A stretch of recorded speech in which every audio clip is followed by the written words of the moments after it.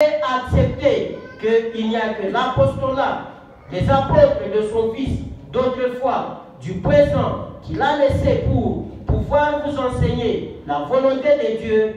Il sait vos problèmes, il sait que vous traversez des moments difficiles, mais il vous promet à celui qui pourra endurer, à celui qui pourra se laisser guider, conduit par lui, tôt ou tard, il sera récompensé. C'est ainsi, bien aimé, vous allez voir dans la vie charnelle, dans la vie quotidienne. Aujourd'hui, vous pouvez estimer que non, cette sœur est humaine. Elle n'est pas toujours branchée. Elle est vraiment une sœur qui n'est pas à la une.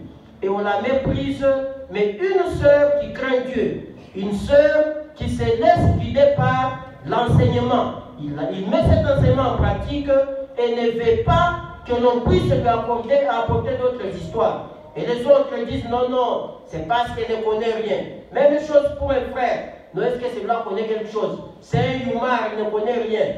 Mais des années après, vous allez vous étonner que celle-ci, c'est celui-ci, le rejeté, qui devient un grand monsieur.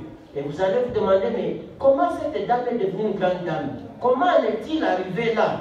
L'Éternel qui lit le cœur, qui a su comment la sœur, le frère, jeune qu'il était rejeté, a observé ses commandements, a observé son enseignement qu'il a reçu dans l'apostolat, lui vient en aide dans la dernière minute. Et vous qui pensiez être le meilleur, être la belle, le beau, et je ne sais quoi, l'Éternel, lui qui a toujours résisté aux orgueilleux, il vous multiplie par zéro et il rehausse celui-ci. Nous avons donc le devoir non seulement de suivre l'enseignement des apôtres présents, mais aussi de mettre cet enseignement en pratique.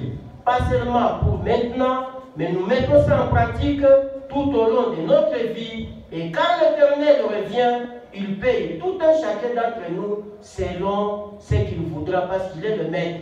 Il connaît comment récompenser tout un chacun à son niveau. Que l'Éternel bénisse sa parole aujourd'hui et à jamais. Amen. Amen. Nous allons devoir